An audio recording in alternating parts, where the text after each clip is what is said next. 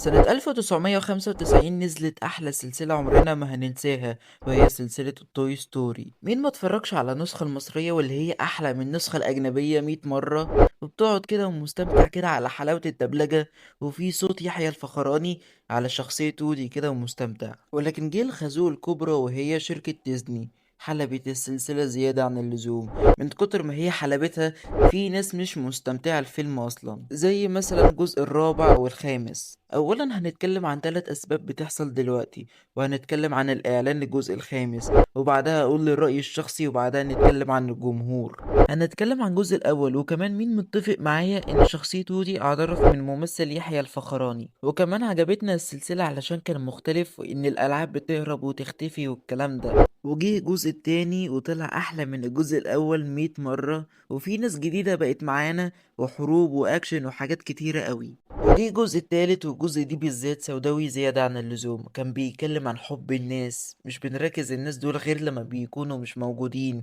أو بيموتوا، وحاجات كتيرة قوي. وكمان الجزء دي بالذات مناسبة جدا للنهاية. ولكن في الآخر عملوا جزئين، الجزء الرابع واللي هي ملهاش لازمة أصلا، والجزء الخامس اللي احنا هنتكلم عنها. الإعلان بيتكلم عن البنت، والبنت بتلعب مع ألعاب عادي جدا، ولكن جه لابتوب بشريرة خلت البنت مركزة معاها، فالألعاب بقوا ضدها ومستنيين وودي عشان يشوف الحل. وجي وودي ومش عارف هو ده صلع وراسي ولا ايه ده، ولكن جه وودي ومستغرب ان في حد جه وبينقذ الألعاب ولقطات أكشن كده وحاجات.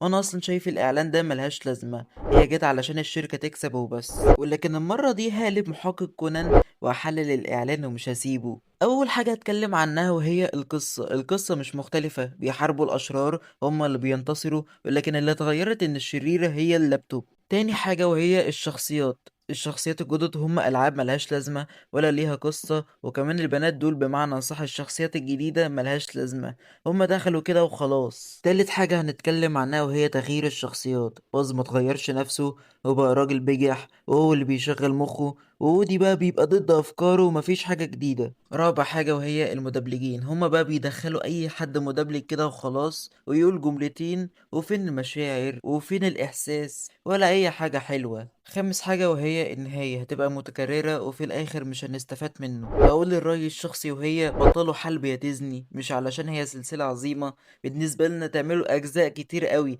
أنا خايف يعملوا جزء تاني لفر الطباخ. وكمان إيه القرع ده يا وودي؟ يعني وودي كبر ولا عجز ولا إيه ده؟ وكمان أنا كنت شايف إن الجزء التالت أعظم من أي جزء، وده علشان كان أعظم نهاية وأكتر نهاية حزينة، وتحس ان هي ميكس. اتكلم عن الرأي مشاهد وهي ان النص متحمسين للفيلم والنص التاني مش متحمسين للفيلم، وده اكتر موقف كنت عارف ان هي هتحصل، وكمان كنت خايف منها. طب انا ليه خايف من الموضوع ده؟ وهي ان يمكن الفيلم ده يفشل او ينجح، ولو نجح هيعملوا افلام تانية لايام زمان، ولو عملوا جزء جديد ليها ممكن الفيلم ده هيفشل فشل ذريع. والمعروف ان اي عمل من شركة بيكسار بيكون ليها نهاية مختلفة والرسالة مفيدة، زي الجزء الأول وهي ممنوع التكبر، والجزء التاني وهي الخير أقوى من الشر، والجزء التالت وهي الناس اللي بنحبها. لكن الجزء الرابع والخامس ملهاش رسالة مفيدة غير حاجات ملهاش لازمة، زي الجزء الرابع ملهاش لازمة، ويمكن الجزء الخامس وهي ان التليفونات سيئة،